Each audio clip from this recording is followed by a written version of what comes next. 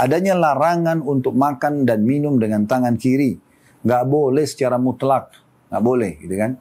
Sebagian ulama ada mengatakan kalau darurat sekali, maka dia, misal contoh tangan kanannya sangat kotor, misal dia makan dengan tangan dan belepotan, maaf ini, dan dia harus minum. Sekarang kalau dia pegang gelasnya akan belepotan juga. Dia pegang dengan tangan kiri, maka dia bantu dengan tangan kanannya, gitu kan. Dan ini usahakan tangan kiri tidak menjadi tumpuan utama. Sehingga memang sebenarnya dia tangan kanan ini hanya membantu itu berbeda. Dibandingkan orang langsung tangan kiri saja, ini tidak boleh. Allahu Rabbi wal Islam dini wa Muhammadan Rasulullah. Assalamualaikum warahmatullahi wabarakatuh. Alhamdulillah wassalatu wassalamu ala Rasulillah. Segala puji dan puja kehadirat Allah Subhanahu wa taala, juga salawat dan taslim kepada Nabi besar Muhammad sallallahu alaihi wa ala alihi wa sahbihi wasallam. Saudaraku seiman, di awal pertemuan kita di hari Rabu siang hari ini, semoga Allah Subhanahu wa taala berkahi majlis kita ini, Allah ikhlaskan niat dan Allah jadikan sebagai ilmu yang bermanfaat. Dan kita akan terus mendoakan agar saudara-saudara kita di Palestina, terutama di Gaza, diberikan pertolongan oleh Allah Subhanahu wa taala, di mana mereka sekarang sedang mengalami ujian yang berat. Semoga Allah ikhlaskan niat mereka, terima para syuhada mereka, mulakan Islam di tangan mereka dan tangan kita semua.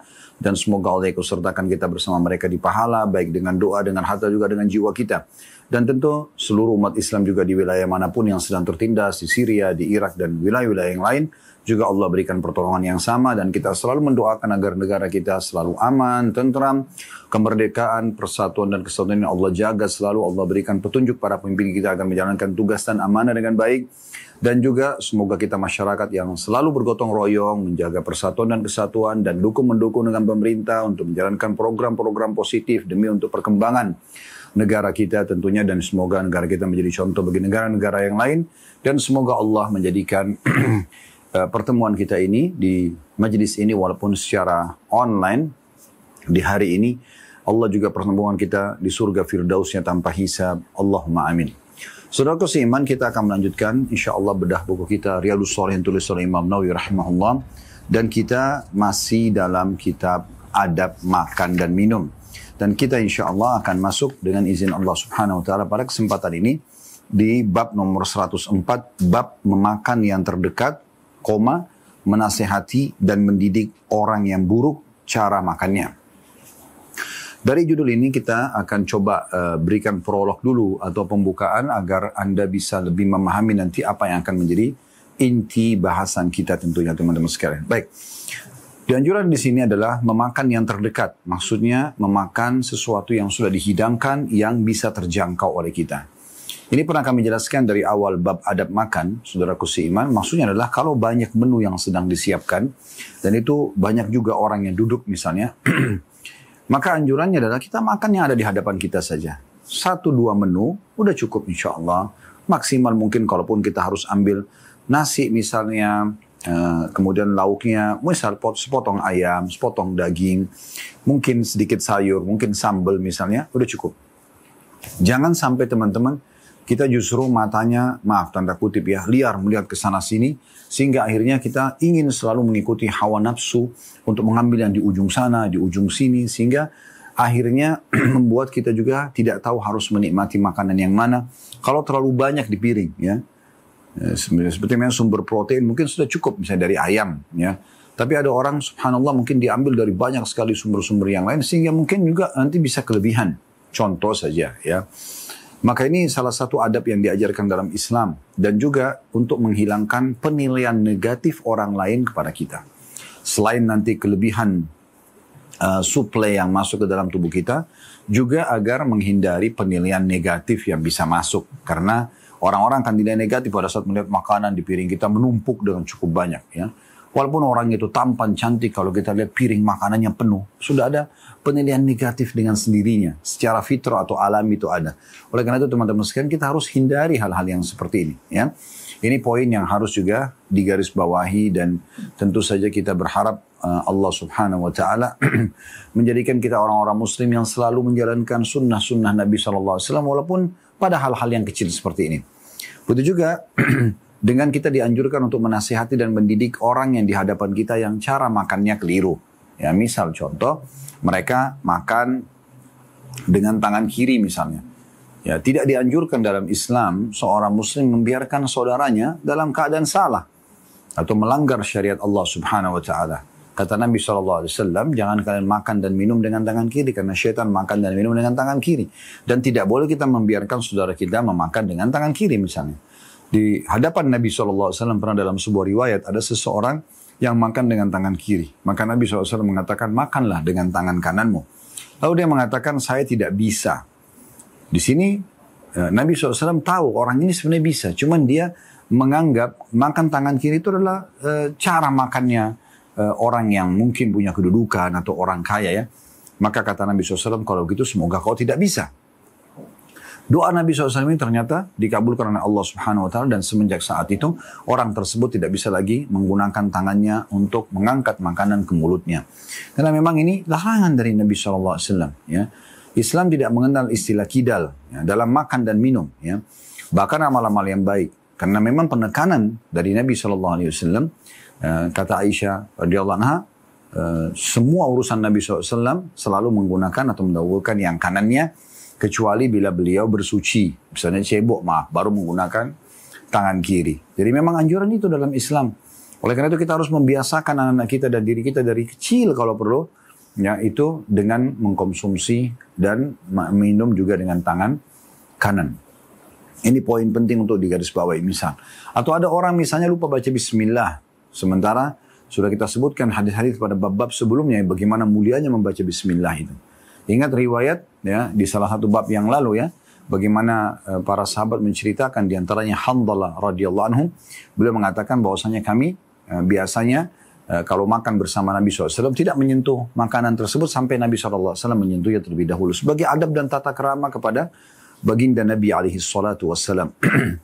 Lalu kata beliau, satu waktu pernah dihidangkan makan dan kita pun lagi menunggu Nabi SAW memulai, tapi ada anak kecil, anak perempuan tiba-tiba datang ingin menjamah makanan tersebut. Yang ingin langsung mengambil dan memakannya. Maka Nabi SAW memegang tangan anak perempuan itu. Datang lagi seorang Arab Badui tiba-tiba datang ingin menjamah juga dengan tangannya. Lalu Nabi SAW pegang lagi tangan orang Badui tersebut. Lalu beliau bersabda SAW, sesungguhnya ya, syaitanlah yang mendorong kedua orang ini untuk mengambil makanan tadi. Dan demi zat yang jiwaku dalam genggamannya, sungguh tanganku berada pada saat memegang tangan bersama dengan tangan syaitan. Karena syaitan ingin mencuri makanan tersebut. Membuat orang ini lalai membaca bismillah. Dan akhirnya bisa saja makan dengan tangan kirinya. Dan kemudian menjadi bagian daripada makanan syaitan. Dan Nabi SAW sangat melarang kita untuk berbagi makanan dengan syaitan. Yang dia bisa dapatkan dengan cara seperti ini. Ya, oleh karena itu teman-teman harus kita hati-hati sekali. Makan tangan kanan dan minum tangan kanan. Dan juga baca bismillah. Dan sudah kami pandukan teman-teman sekalian. Usahakan suara kita keluar. Bismillah. Kita dengar sendiri minimal. Sehingga sudah dipastikan kita bisa mendapatkan keberkahan dari makanan dan minuman tersebut.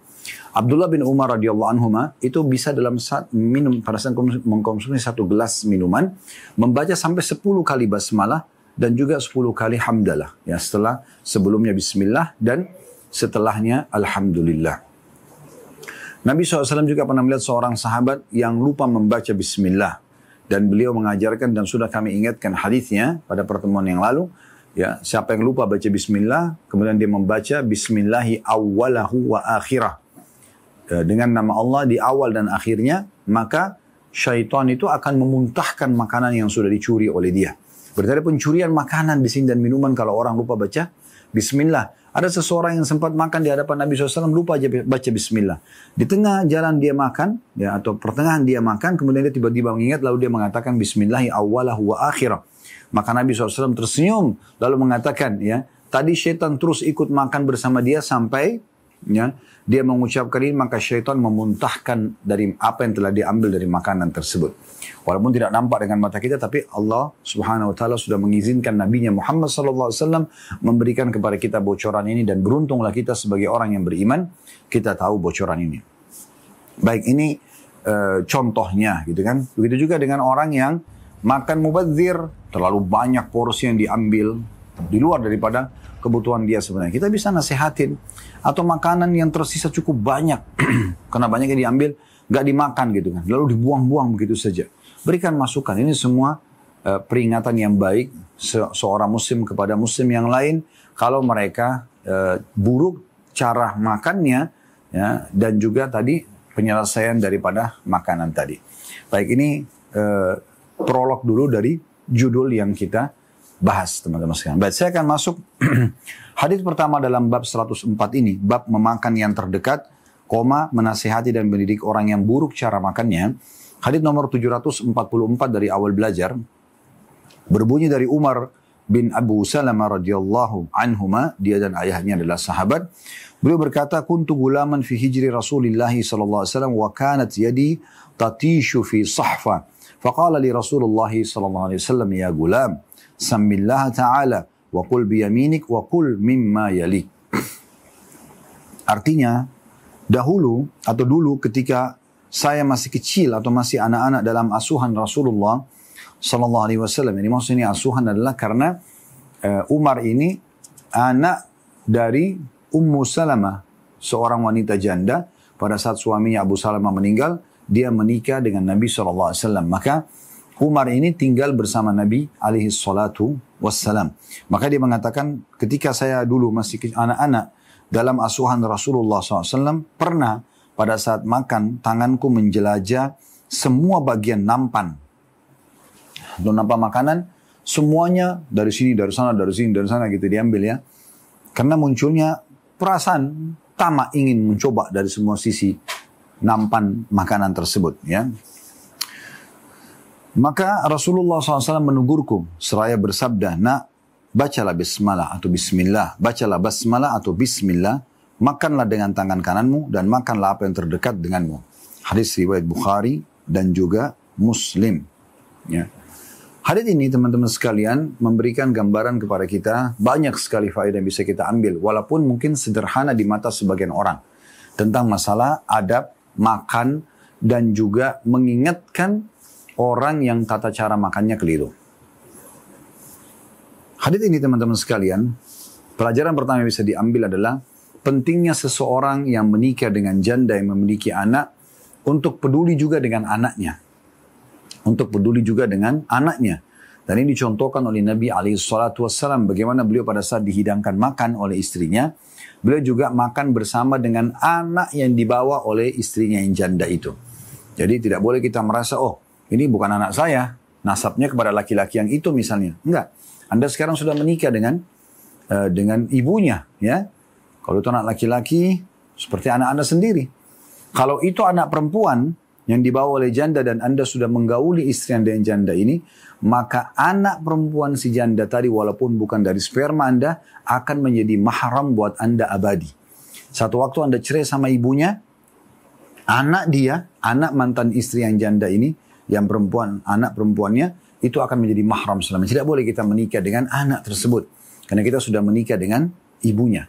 Kecuali dalam satu keadaan, seseorang muslim menikah dengan janda yang punya anak perempuan, dan dia belum sempat menggauli si janda ini, maka kalau dia bercerai sebelum menggaulinya, di sini berarti belum dianggap pernah menyentuh, maka anak si janda boleh dinikahi. Ini secara hukum agama kita berbicara. Ya.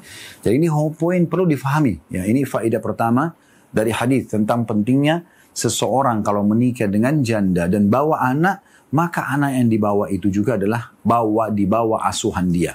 Ini yang dikatakan oleh Umar bin Abu Salamah radhiyallahu anhu, aku dulu pada saat masih kecil atau aku masih kecil di bawah asuhan Rasulullah sallallahu alaihi wasallam. Jadi maksudnya tinggal bersama Nabi sallallahu alaihi wasallam. Itu sangat wajar. Dan memuliakan anak-anak daripada istri yang dibawa ini adalah memuliakan juga ibunya, gitu kan? Karena memang yang paling berat beban bagi seorang janda pada saat dia bawa anak. Apalagi hak asuh jatuh di tangan dia. Apalagi kalau mantan suaminya tidak peduli dengan nafkah anak-anaknya. Ya, padahal sebenarnya kalau seseorang laki-laki menceraikan istrinya sehingga istrinya mendapatkan status janda dan punya anak yang dibawa, maka tidak menggugurkan kewajiban nafkah dia terhadap anak-anak yang dibawa itu. Ya, ini hukumnya wajib. Kebutuhan dasar harus dipenuhi dari anak-anak tersebut. Nah, ini poin harus digarisbawahi teman-teman sekalian. Nah, ini poin harus digarisbawahi. Ya, ini poin pelajaran yang pertama. Pelajaran yang kedua yang bisa diambil adalah larangan untuk ya memakan dari semua sisi nampan. Ya, biasanya ada satu tradisi di Timur Tengah, ini juga terjadi di India, di Pakistan yang saya tahu ya, biasanya orang-orang makan dalam satu nampan, lalu mereka keroyokin di situ ya, duduk rame-rame. Misalnya satu nampan ada 4-5 orang, mereka makan rame-rame. Nah sunnahnya adalah kita makan di sisi depan kita saja. Tidak usah kita melihat misalnya, oh potongan daging lebih besar di depan orang yang di depan kita, lalu kita menjamah ke sebelah sana. Nah ini ada larangannya. Ini ada larangannya. Inilah yang ditegur, ya, ditegurkan kepada Umar dari Nabi SAW. Nabi SAW tegur Umar, anak dari istrinya yang janda Ummu Salamah radhiyallahu anhum ajma'in. Maka diingatkan, karena memang di sini Umar menceritakan, tangan saya menjelajahi semua nampan itu. Ya, syaitan biasanya begitu ya, dia mengelabui anak Adam ini sehingga dimunculkan hawa nafsu. Ini kan semua dihiasi dengan hawa nafsu ya. Mata supaya lihat yang haram, telinga supaya dengar yang haram dan merasakan kenikmatannya, lisan na'udzubillah supaya mengucapkan yang haram, tangan menjamah yang haram, kaki menjamah yang haram. Dan ini kadang-kadang dikombinasikan oleh syaitan. Jadi bagaimana mata kita melihat makanan, lalu mulut kita segera mau memakannya, ya, tangan kita pun ingin menjamahnya. Tapi di sini Islam datang menata dengan sangat rapi. Apa yang dilihat oleh matamu, di bagian hadapan matamu, oke silahkan. Jangan lupa tangan kanan, jangan lupa ucap bismillah. Dan makan dengan adab dan tata krama. Makan supaya juga pencernaan kita bisa bagus dan normal. Kemudian plus juga, tentu saja tidak ada ya penilaian negatif dari orang lain. Kalau kita makan kelihatan terlalu tamak. Nah, beda kalau prasmanan. Nah ini beda ya. Ini perlu kita garis bawahi karena di masa kita sekarang ada prasmanan ya. Biasanya ditaruh cukup banyak makanan misalnya di acara walimah ya. Dan kita memang di sini nasi, situ ayam, di sini daging, dan kita memang boleh jalan untuk memilih misalnya makanan yang kita ingin. Itu berbeda. Tapi yang penting kan kita milih dan tidak terlalu kelihatan banyak, ya kita secukupnya, yang tidak mubazir. Kalau kurang nanti kita mau tambah nggak ada masalah. Tapi jangan sampai dari awal kita ambil terlalu berlebihan. Kemudian kita duduk dan kita makan di hadapan kita. Ya. Udah kita cukup nih. Jangan sampai kita lihat ada satu orang makan, kemudian kita tamak lagi ingin makan seperti apa yang dia punya. Padahal sebenarnya ini saja belum habis. Kalau yang sudah habis dan kita ambil porsi yang cukup secukupnya, kemudian kita mau ambil lagi di sana nanti yang seperti teman di depan kita makan, karena memang kita masih makan sedikit, masih memungkinkan kita tambah sedikit dari makanan tersebut untuk mencicipinya. Itu tidak ada masalah.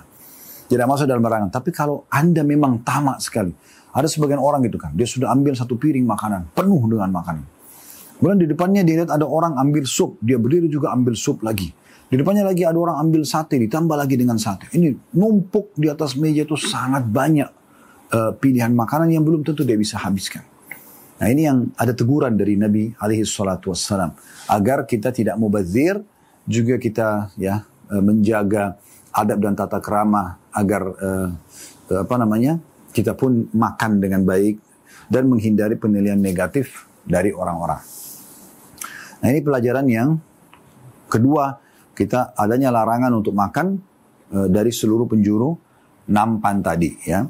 Kemudian pelajaran yang ketiga, adanya anjuran untuk memanggil panggilan sayang buat anak-anak.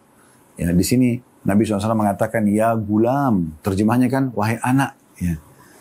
Itu bisa juga anakku ya gitu. Itu biasa dipanggil kepada anak laki-laki. Anak perempuan juga sama, biasa dipanggil ya. Kita panggil dengan panggilan-panggilan baik. Ini baik sekali. Misalnya kita tegur anak kita mengatakan, nak jangan begini ya, nak harusnya seperti ini ya. Panggilan nak ini sangat baik. Mirip kalau kita dipanggil oleh anak kita, ayah boleh nggak begini? Atau abi boleh nggak begini?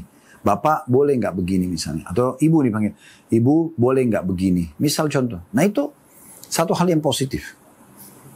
Tidak ada masalah dalam hal-hal seperti ini. Nah, ini contohnya saja. Ya, ini contohnya. Jadi kalau kita panggil nak, itu berarti menyentuh sekali buat anak-anak. Dan ini akhirnya ada satu metode atau retorika yang menarik sekali untuk membuat si audiens yang sedang kita ajak berbicara ini bisa menerimanya. Yang mirip misalnya kalau kita pun berhadapan dengan teman-teman kita yang sebaya, kita mengatakan saudaraku, kalau sekarang mungkin orang bahasa kerennya bro atau apalah gitu ya. Itu kan menarik banget ya atau menarik sekali untuk bisa membuat audiens yang sedang kita ajak bicara ini itu bisa menerima dan lebih perhatian. Karena dia merasa dipanggil dengan panggilan yang menghormati dia. Nah itu kurang lebih. Ini pelajaran ketiga dari hadis bagaimana Nabi SAW memanggil. Dia tidak langsung, Nabi SAW tidak langsung marah. Kenapa kau makan seperti ini? Tidak. Nabi SAW tidak menghardiknya. Tapi bahkan mengatakan kata-kata yang baik. Ya gulam. Wahai anak. Gitu kan? Nah begitu dipanggil wahai anak. Anak ini walaupun dia merasa Rasulullah bukan ayah ya langsungnya. Cuma suami ibunya. Tapi menganggap dia sebagai anak. Akhirnya membuat hatinya terbuka. Pikiran terbuka untuk bisa menerima nasihat yang datang setelahnya. Faedah keempat dari hadis ya, yang bisa diambil adalah perintah Nabi SAW dan anjuran untuk mengingatkan agar selalu memulai dengan nama Allah. Samillah ta'ala. Selalu baca bismillah, basmalah. Ini faedah keempat dari hadis. Ya. Jangan lupa, ini sudah kita ingatkan dari awal bab kita. Nabi SAW selalu ingatkan, Samillah, Samillah, baca bismillah, baca bismillah. Dan kata Nabi SAW, Kullu amrin la yubda' bismillah fahuwa aqta'. Semua perkara tidak dimulai dengan bismillah, maka terputus dari rahmat Allah. Selain makan pun sama. Memulai apapun bismillah, bismillah, selama perbuatan-perbuatan yang baik. Selama perbuatan yang baik. Jadi ini penting sekali untuk digarisbawahi teman-teman sekalian ya. Baca bismillah dan usahakan mengeluarkan suara. Bismillah, nah gitu ya. Itu sangat menarik karena dengan kata Bismillah akan membuat ya kita menyebut nama Allah Subhanahu Wa Taala dan akhirnya mendatangkan keberkahan dari makanan tersebut. Faedah kelima dari hadis adalah teguran selanjutnya Nabi SAW untuk nasihat beliau kepada anak ya istri beliau Umar radhiyallahu anhu. Waqul bil yaminik, waqul bi yaminik, dan makanlah dengan tangan kananmu. Ini subhanallah saya sudah berbagi dari awal bab kita bahas teman-teman sekalian. Saya pribadi melihatnya ada beberapa anak yang Masya Allah Allah amanahkan kepada saya. Semoga mereka menjadi anak-anak yang saleh dan salihah. Bakti sama Allah subhanahu wa ta'ala. Patuh kepada Rasulullah SAW. Dan bakti pada kedua orang tua. Bermanfaat buat negara dan bangsa insya Allah. Allahumma amin. Dan juga kepada orang-orang lain ya. Saya melihat subhanallah dari kecil. Hampir semuanya. Saya lihat dari anak saya yang pertama sampai anak yang kesekian, saya melihat subhanallah hampir sama. Syaitan menghiasi anak-anak kecil untuk terbiasa kalau kita berikan sesuatu, dipindahkan diterima dengan tangan kiri atau dia pindahkan ke tangan kirinya. Ya, dan ini bisa terjadi. Sebagaimana hadis yang kita pelajari sebelumnya ya. Waktu anak perempuan ya tiba-tiba mau menjamah makan, Nabi SAW langsung pegang tangannya. Dan Nabi mengatakan anak ini didorong oleh syaitan. Syaitan bisa membuat itu. Oleh karena itu, pindahkan. Saya selalu ingatkan, tangan kanan nak, tangan kanan nak. Terus saya ingatkan sampai mereka mendekati masa-masa mungkin lebih ke beranjak dewasa, itu baru mereka bisa lebih mengontrol. Di saat kecil, oh iya lupa. Jadi rupanya kita ini sebagai orang tua sama syaitan ini terus bersaing ya dalam menerapkan sunnah atau meninggalkan sunnah. Kita ingin menerapkan sunnah dan dia ingin supaya anak kita meninggalkan sunnah. Ingatkan selalu. Ingatkan sholat, ingatkan tutup aurat, ingatkan selalu. Nasihat itu sangat baik dan ingat semua orang-orang yang di bawah tanggung jawab kita selama mereka akan melakukan pelanggaran agama atau sudah terjerumus dalam pelanggaran agama pun pasangan hidup, anak-anak, misalnya orang tua, saudara, mereka sedang dirangkul oleh syaitan dan akan dibawa ke neraka. Anda bayangkan dia sedang dipegang oleh syaitan, dirangkul dan akan dibawa ke dalam api neraka. Apakah Anda akan membiarkannya? Tentu saja tidak. Segera raih tangannya dan sadarkan dia kalau kamu salah. Jangan. Biar syaitan yang terkalahkan. Dan akhirnya syaitan sendiri yang pergi ke neraka. Ini poin penting untuk digarisbawahi. Ini faedah yang kelima. Makan tangan kanan. Ingatkan. Ya, ingatkan. Kemudian faedah yang keenam yang terakhir. Waqul mimma yalik. Ini jadi saksi bahasan kita.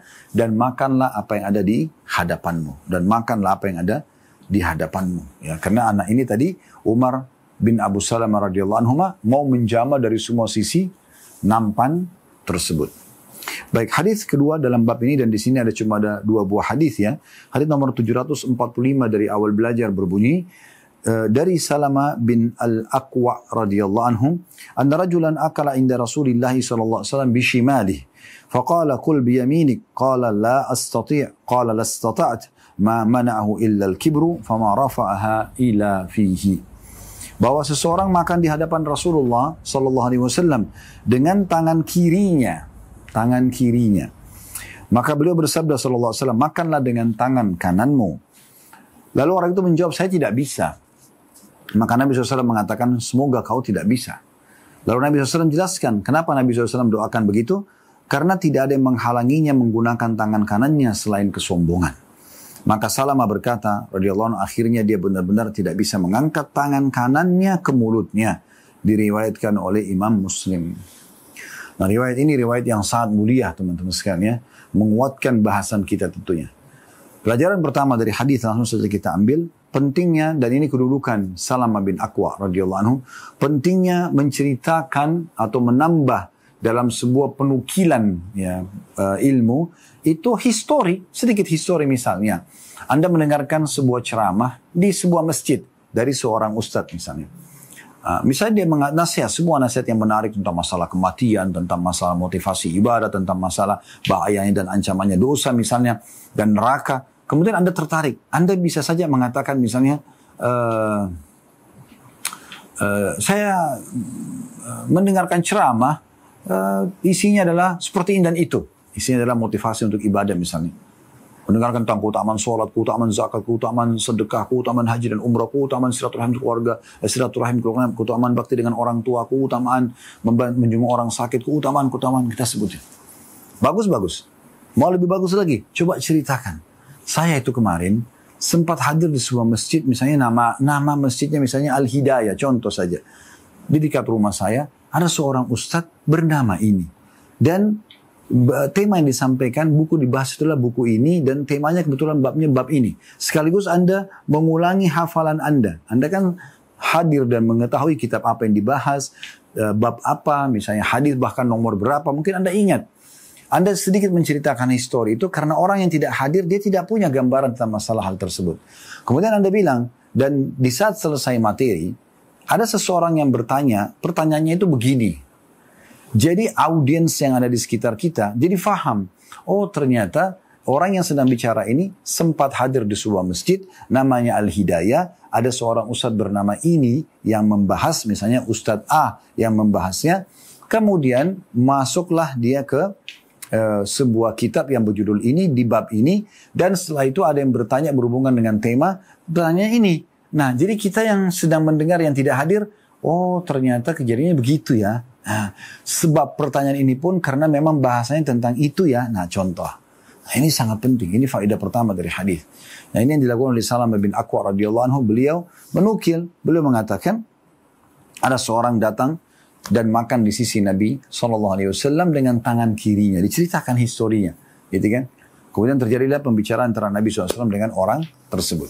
Pelajaran kedua dari hadis, adanya larangan untuk makan dan minum dengan tangan kiri. Nggak boleh secara mutlak, nggak boleh, gitu kan? Sebagian ulama ada mengatakan kalau darurat sekali, maka dia, misal contoh tangan kanannya sangat kotor, misal dia makan dengan tangan dan belepotan, dan dia harus minum. Sekarang kalau dia pegang gelasnya akan belepotan juga.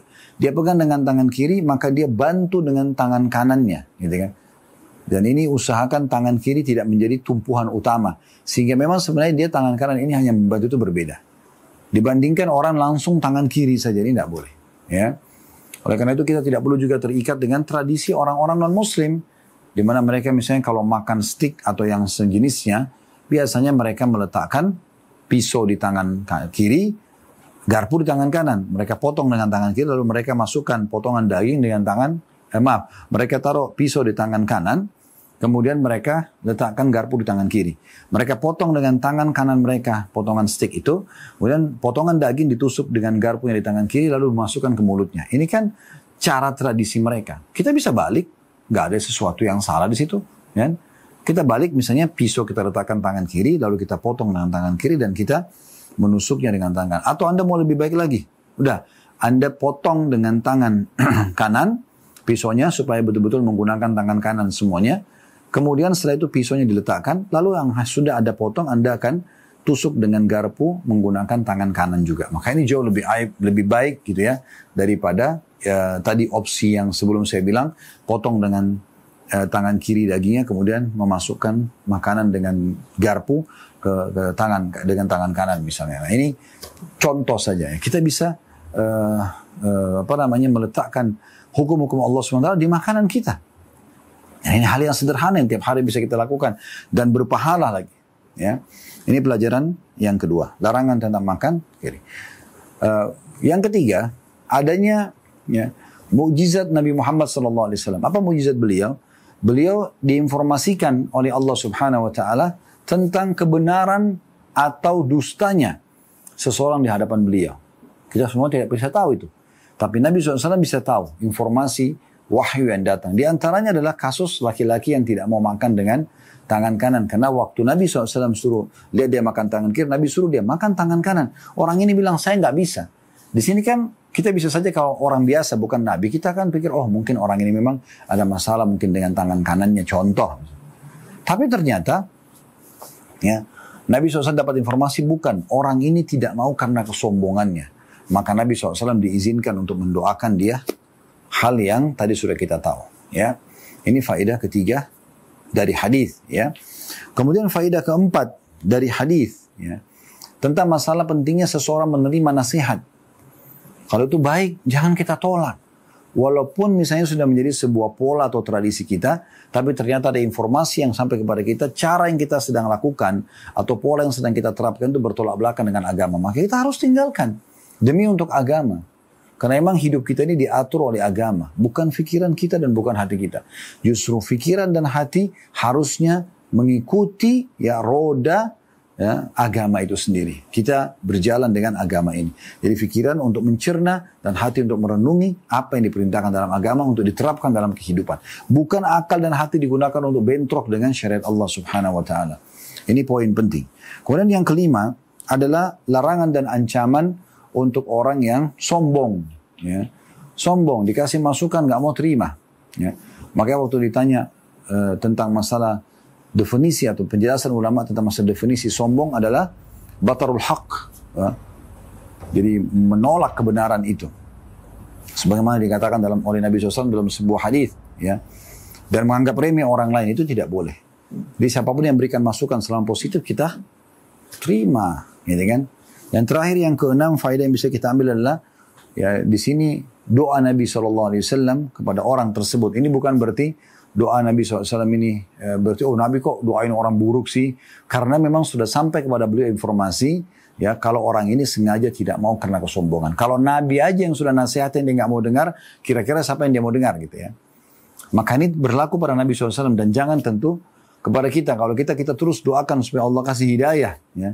Karena kalau setiap kali kita lihat misalnya istri kita atau suami kita makan tangan kiri, kita nasihatin, makanlah tangan kanan. Enggak, mesti dia, nanti aja deh. Nah, misalnya dia tidak berbiasa mendengar itu. Ada sunnahnya loh, nanti kamu makannya tangan saya nanti pelan-pelan. Lalu kita mengatakan semoga kau tidak bisa makan dengan tangan kanan, itu kan tidak mungkin. Ya. Tapi di sini terjadi khusus pada Nabi SAW, beliau mendoakan orang ini karena memang sudah ada informasi wahyu, orang ini sombong. Bayangkan kalau Nabi aja nggak mau diterima, kira-kira siapa yang akan diterima nasihatnya nanti? Nah ini dimaksud dengan doa Nabi alaihi salatu wassalam. Dan kita akan kembali teman-teman sekalian untuk melanjutkan bab ke-105 setelah kita tadi menyempurnakan alhamdulillah bab 104 dengan 2 buah hadis Nabi alaihi salatu wassalam yang mulia tentang anjuran untuk makan dengan apa yang di hadapan kita, kemudian juga membaca bismillah dan juga kita tidak menjelajah makan tangan kita ya di sekitar nampan tadi dan meninggalkan makan dan minum dengan tangan kiri. Kita akan masuk bab 105 sekarang teman-teman sekalian, bab larangan mengambil 2 butir kurma atau sejenisnya apabila makan bersama-sama kecuali dengan izin teman-temannya. Nah, ini juga luar biasa bab ini ya. Bab ini menjelaskan kepada kita salah satu adab dalam Islam yang sangat mulia, yaitu teman-teman sekalian kalau lagi dihidangkan kurma di nampan misalnya atau kue atau apa saja, bayangkan detailnya Islamnya sampai ada larangan dari Nabi SAW mengambil 2 butir sekaligus dalam satu kali ambilan. 2 butir kurma langsung, 2 butir kue misalnya ya, 2 buah kue misalnya, tidak boleh. Anjurannya ambil 1. Karena kalau ngambil 2 dan di situ ada orang-orang lain, ya, orang lain mungkin tidak dapat bagian. Ini hal sepele sebenarnya, tapi subhanallah masuk dalam adab makan yang luar biasa dalam Islam. Ini bahkan dijadikan bab khusus oleh Imam Nawawi rahimahullah, bab nomor 105 dalam masalah makan dan minum. Jadi, kalaupun kita mau ambil 2, maka kita izin dulu kepada teman-teman yang ada di sana. Saya ambil 2 ya, mungkin karena kita duduknya cukup jauh, sehingga kita mengambil 2 butir dan kita akan duduk di tempat yang cukup jauh supaya tidak kembali lagi mengambilnya misalnya. Dan kita lihat memang porsi yang ada cukup banyak ya, yang disiapkan cukup untuk semua orang yang hadir di situ. Itu tidak ada masalah. Di sini ada pengecualiannya. Tapi kalau Anda hanya kena rasa tamak, kemudian Anda sengaja mengambil ya supaya orang lain nanti tidak menghabiskannya dan Anda merasa bisa mendapatkan lebih dari orang-orang lain, maka ini tidak dibolehkan. Ini juga subhanallah sering terjadi pada anak-anak kita. Yang Allah subhanahu wa ta'ala berikan amanah beberapa orang anak, perhatikan baik-baik. Ya. Usahakan dari kecil anak-anak itu dihilangkan dari mereka bisikan-bisikan syaitan. Seperti bisikan pelit, itu sering kali. Ya. Saya lihat depan mata anak-anak begitu di rumah. Ya. Jadi mereka kadang-kadang kalau lagi ada makanan, kakak atau adiknya mau minta misalnya, mereka nggak mau kasih. Maka kita harus selalu nasihatin. Nak, memberi itu baik, memberi itu itu adalah sedekah. Allah akan berikan balasan. Supaya mereka mau berbagi dan hidupkan suasana saling berbagi di rumah. Itu sangat baik. Jangan justru kita biarkan mereka dalam kebakilannya, gitu kan. Ini contoh. Atau juga sebaliknya bab tamak. Sudah kita bagiin misalnya rata. Sudah dengan adil. Tapi ternyata mereka masih saja saling mau berebut milik saudaranya atau milik temannya, kalau mungkin kalau teman-teman ya. Ini juga tidak boleh, kita harus sampaikan. Cukupkan dan merasa bersyukur kepada Allah dengan apa yang ada. Nah ini poin yang sangat luar biasa yang harus diperhatikan ya. Nah ini yang menjadi bab kita. Dari sini ada sebuah hadis saja, kita akan bahas hadis ini insyaAllah. Dan setelah itu kita akan buka pertanyaan dengan izin Allah subhanahu wa ta'ala ya. Hadis nomor 746. Dari Jabala bin Suhaim, beliau berkata, Asabana amu sanatin ma'a ibnu Zubair, faruziqna tamran, wa kana Abdullah bin Umar radiyallahu anhuma yamurru bina wa nahnu na'kul, fayaqul la tuqarinu, fa inna an-nabiy sallallahu alaihi wasallam naha 'anil kiran, thumma yaqul illa an yasta'dhina ar-rajulu akhahu. Artinya, dulu kami mengalami musim peceklik bersama Abdullah bin Zubair. Lalu kami diberi rezeki kurma. Abdullah bin Umar radhiyallahu anhu melewati kami saat kami sedang makan. Maka beliau berkata, janganlah kalian makan 2 butir kurma sekaligus. Karena sungguhnya Nabi SAW melarang memakan 2 butir kurma sekaligus. Kemudian dia berkata, kecuali orang itu minta izin kepada saudaranya. Hadis ini diriwayatkan oleh Bukhari dan juga Muslim. Hadis ini teman-teman sekalian riwayat yang sederhana sekali. Tapi subhanallah mengandung adab dan tata krama dalam makan ya. Atau pada makan dalam Islam. Ini luar biasa ya. Coba renungi baik-baik. Bagaimana Nabi SAW melarang untuk mengkonsumsi 2 butir kurma sekaligus. Mengambil 2 butir dan mengkonsumsi 2 butir. Kue juga sama. Buah apapun sama. Anggur atau apa saja misalnya. Maka usahakan menghindari untuk makan lebih dari 1. 1 cukup, walaupun itu kecil. 1 dulu, kemudian baru kita ambil lagi 1. Itu jauh lebih menikmatinya dan jauh lebih baik ya secara pandangan dan adab di depan orang-orang. Karena orang akan menilai kita negatif pada saat kita justru makannya seperti orang yang tamak, makan terlalu banyak gitu kan. Nah, ini poin harus digarisbawahi baik-baik ya. Jadi ini sebuah hadis atau riwayat yang luar biasa. Baik, kita langsung saja masuk ke pelajaran yang bisa kita ambil ya. Ini Jabala bin Suhaim rahimahullah seorang tabi'in. Dan beliau ikut di bawah naungan pemerintahan Abdullah bin Zubair radhiyallahu anhuma. Jadi ada satu waktu setelah meninggalnya Ali bin Abi Thalib radhiyallahu anhu, tepatnya atau meninggalnya Muawiyah ya, radhiyallahu anhu di tahun 60-an kurang lebih ya. Setelah meninggal itu memimpin Muawiyah mewasiatkan agar anaknya Yazid menjadi pemimpin. Nah di masa ini cukup banyak sahabat-sahabat atau ada di antara beberapa sahabat Nabi yang masih hidup, mereka menolak kenapa harus Yazid yang menjadi pemimpin pada saat itu. Kenapa Muawiyah mewasiatkan pada anaknya sementara masih banyak sahabat-sahabat Nabi yang hidup, yang lebih pantas untuk jadi khalifah pada saat itu. Nah di antaranya Abdullah bin Zubair radhiyallahu anhuma. Abdullah bin Zubair seorang perawi hadis yang masyhur. Salah dari Abadilah Arba'ah, salah dari 4 Abdullah yang masyhur ya. Abdullah bin Umar, Abdullah bin Abbas, Abdullah bin Mas'ud, Abdullah bin Amr bin As. Ini kemudian juga ada yang mengatakan adalah Abdullah bin Zubair yang masuk di dalam situ. Tapi yang terkenal sekali mereka adalah sahabat-sahabat yang masih muda pada saat Nabi SAW meninggal. Dan mereka termasuk banyak meriwayatkan hadis. Ya. Abdullah bin Zubair ini keluar dan tidak menerima pada saat itu penobatan Yazid sebagai khalifah. Maka dia pun akhirnya menobatkan diri dan dipilih oleh masyarakat Mekah dan dia jadikan Mekah sebagai ibu kotanya. Nah di masa itu sempat dia memimpin sekian lama waktunya ya, ada kisah tersendiri. Tapi yang jelas di masa itu ada satu masa di mana waktu dia memimpin di Mekah ditimpa musim peceklik. Jadi kering dan hasil panen kurma sangat sedikit. Namun satu waktu ada kurma datang. Nah karena kondisi dan keadaan peceklik dan kurma atau makanan sedikit, orang biasanya khawatir kelaparan karena masuk musim lapar pada saat itu ya. Karena peceklik orang mulai lapar gitu. Maka mulailah ada muncul rasa tamak, orang ingin supaya egonya muncul, ingin makan lebih dari satu atau dua dalam satu kali, ambil suapan gitu ya, supaya tujuannya dia mungkin bisikan syaitan supaya dia terasa lebih tidak lapar ya gitu ya. Nah pada saat itu subhanallah si Jabala ini menceritakan waktu kami lagi makan seperti itu kurma, Abdullah bin Umar radhiyallahu anhu sahabat Nabi yang lain sempat lewat di sisi kami dan pada saat lihat kami makan rupanya ada di antara mereka yang melakukan ini. Mereka ambil 2 butir kurma langsung, mereka langsung masukkan 2 butir di mulutnya dan terlihat. Maka Abdullah bin Umar menegurnya, jangan pernah kalian makan 2 butir kurma sekaligus karena saya tahu Nabi SAW pernah menegur ini, nggak boleh oleh Nabi ini, nggak boleh oleh Nabi SAW. Jadi jangan dilakukan. Nah kemudian beliau mengatakan kecuali kalau memang harus pun mengambil, dia pamit dengan teman-teman yang ada di hadapannya. Ini umumnya riwayat dulu ya. Jadi riwayat ini memberikan pelajaran kepada kita. Yang pertama adalah tentang pentingnya seseorang mengetahui sejarah. Ini pelajaran pertama. Jadi kalau di sini kita tidak tahu sejarah, kita tidak tahu ini sebenarnya apa yang sedang diceritakan oleh tadi Jabala bin Suhaim. Bahwasanya kami pernah ya tertimpa di salah satu tahun pada saat sedang bersama dengan Ibnu Zubair.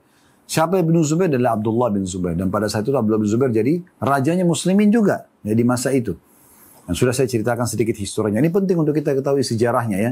Supaya pada saat kita bicara sejarah seperti atau riwayat seperti ini, kita jadi tahu, oh ini terjadi di masa itu. Nah, contoh misalnya. Dan tentu sangat besar manfaatnya untuk mempelajari sejarah. Ini pertama.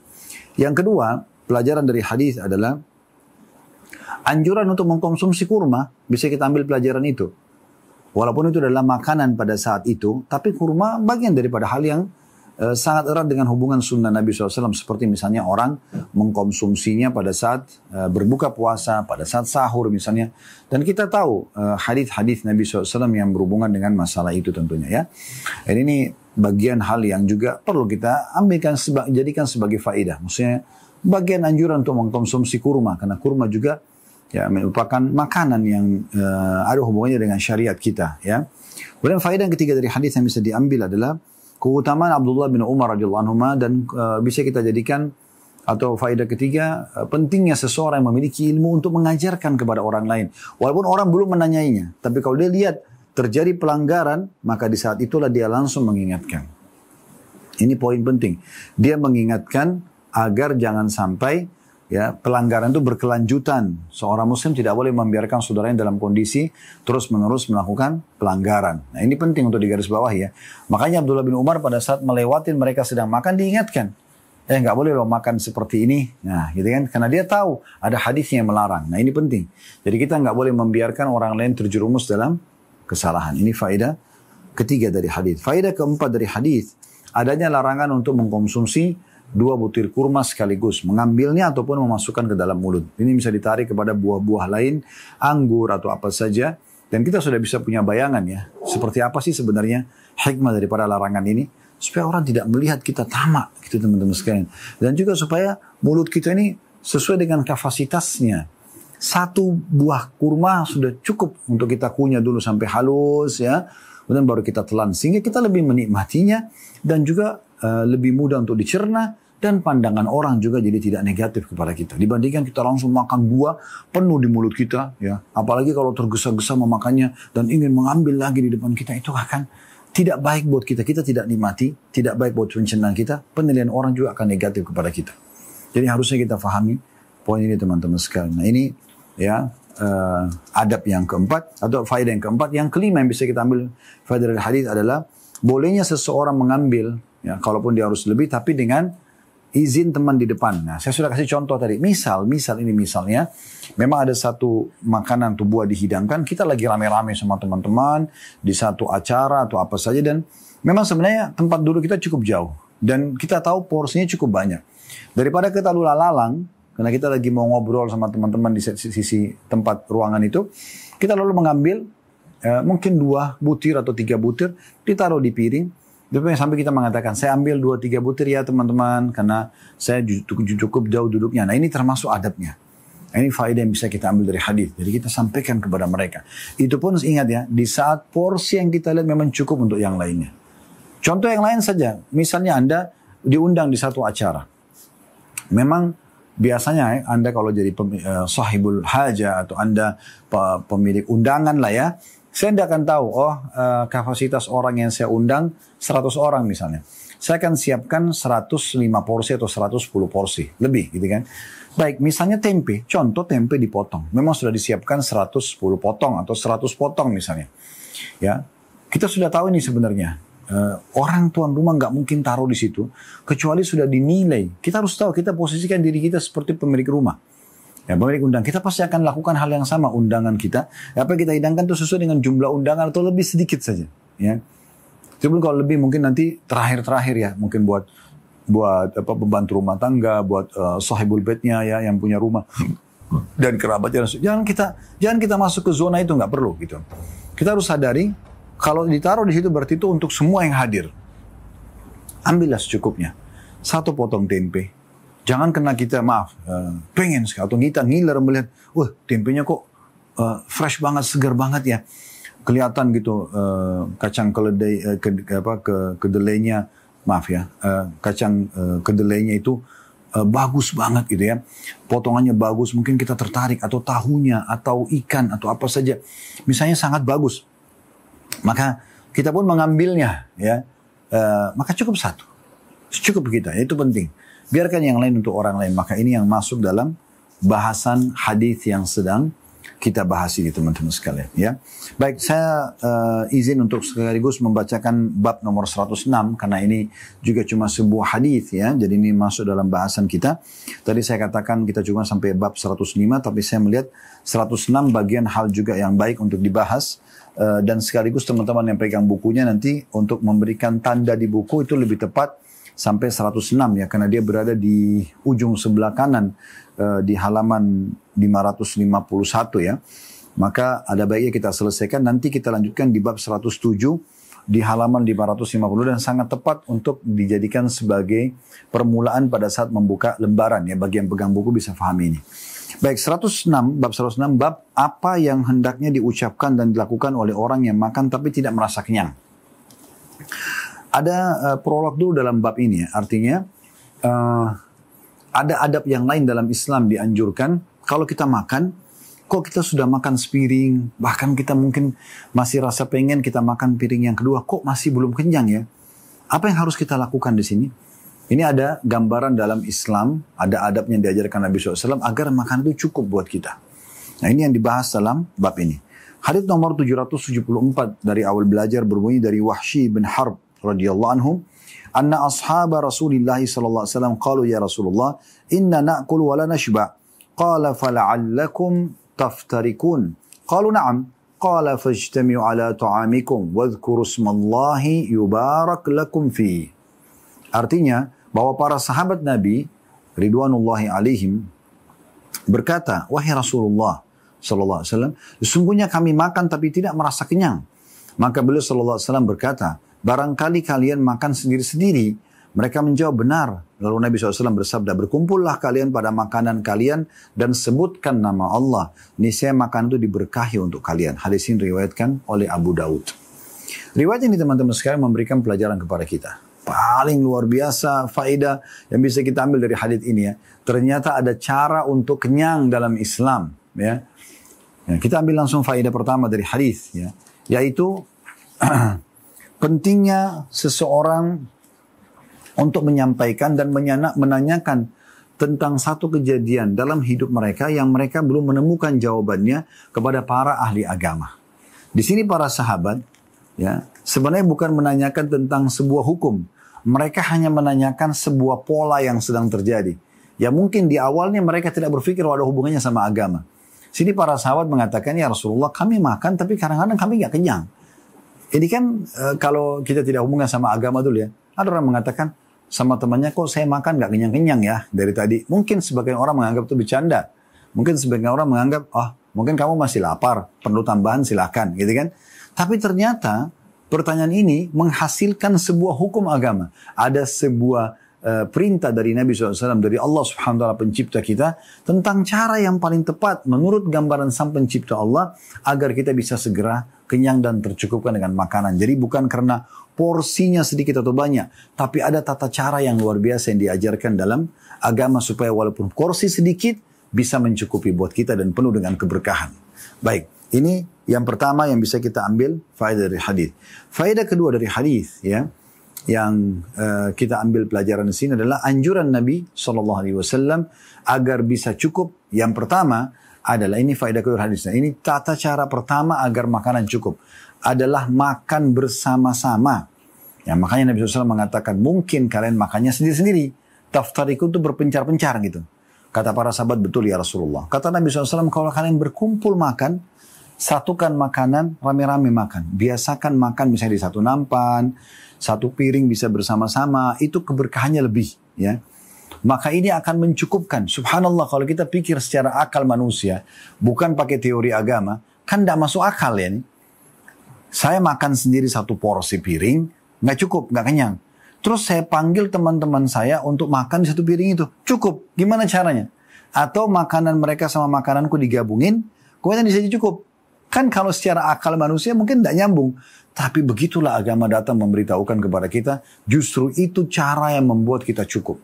Mungkin di antara hikmahnya adalah, kita akan lihat teman kita ternyata ada di antara teman, biasa mungkin. Kalau Anda pernah makan rame-rame, pernah lihat ini ya. Saya sendiri sering melihat ini. Kalau kita makan rame-rame di satu nampan misalnya, ada saja di antara teman kita yang mengatakan, udah saya sudah cukup, dia kenyang duluan. Ini cukup membuat kita pun yang lain merasa cukup, merasa kenyang. Sisi yang lain, mungkin di antara teman-teman yang makan pada saat kita kumpul, ada orang yang makan dengan adab dan tata krama yang baik. Santun sekali, dia ambil secukupnya, dia punya dengan tenang, dia mengatur ya nafasnya, kemudian dia juga ambil dengan di hadapannya. Ini kan akan membuat ada rasa malu dalam diri kita untuk justru tidak seperti dia. Nah ini semua ada di antara hikmah-hikmah yang membuat makanan itu kalau dikumpulin jadi cukup. Nah ini luar biasa faedah yang bisa diambil di situ ya. Faedah ketiga dari hadis adalah pentingnya membaca Bismillah. Bismillah, ingat selalu itu, baca Bismillah. Maka ini akan mendatangkan janji Nabi SAW yang terakhir, yubarak lakum fi. Allah akan berikan keberkahan, maksudnya kecukupan pada hal tersebut. Jadi kalau kita simpulkan adalah membaca Bismillahnya, kemudian makan bersama-sama. Nah, ini penting sekali. Sayang sekali kalau dalam rumah tangga sering kita lihat ada suami istri makan masing-masing. Ya, orang tua sama anak makan masing-masing. Kenapa nggak bersama-sama? Kebersamaan penting. Kalau perlu juga Anda suap-suapan. Orang tua suapin anaknya. Walaupun mereka sudah besar. Saya kadang-kadang kalau makan, saya masih sisipkan waktu kalau memungkinkan untuk suap anak saya. Walaupun anak yang sudah besar misalnya. Dan tidak ada masalah. Kita makan bersama-sama. Atau mungkin suami istri. Ya. Ini penting sekali gitu kan. Sangat bahagia seorang suami itu pada saat dia datang. Ternyata dia siapkan makan. Istrinya pun ditanya, sudah makan belum? Memang dia tunggu suaminya. Kan ada kebahagiaan tersendiri ya. Beda dengan kalau misalnya istrinya mengatakan, oh saya sudah makan tadi. Kan ada pikiran, kok dia dahului saya ya. Nah kan ada berbeda ya. Nuansa keromantisannya itu berbeda gitu ya. Kebersamaannya berbeda gitu. Di saat memang kita sama-sama. Mungkin sang suami juga tadi lapar, tapi dia menunda makan karena dia tahu akan ada istrinya siapin makan misalnya. Maka ini kan ada satu hal yang bisa dikelopkan ya. Sehingga bisa berjalan dengan baik keromantisan dalam rumah tangga itu. Allahu a'lam. Ini bahasan kita insya Allah, dan hadis ini hadis sahih diriwayatkan oleh Abu Daud. Dan insya Allah kedepannya kita akan masuk bab 107, yaitu bab perintah memulai makan dari pinggir piring dan larangan memulai makan dari tengah piring. Dan teman-teman juga kami ajak untuk menjadi donatur tetap dalam kegiatan-kegiatan dakwah kami di Yayasan Sedekah Kreatif. Kami punya ada infak sedekah untuk mendukung termasuk dakwah kami ini, donasi dakwah. Juga kita ada banyak kegiatan-kegiatan yang Anda bisa datangi medsos Sedekah Kreatif dan bisa melihat kegiatan kami di sana. Bisa teman-teman sekalian, semoga bermanfaat. Kalau ada benar dari Allah, pada saat dari saya mohon dimaafkan. Terima kasih jazakumullah khairan sudah partisipasi. Subhanakallahumma bihamdika asyhadu an la ilaha illa anta astaghfiruka wa atubu ilaik. Wassalamualaikum warahmatullahi wabarakatuh.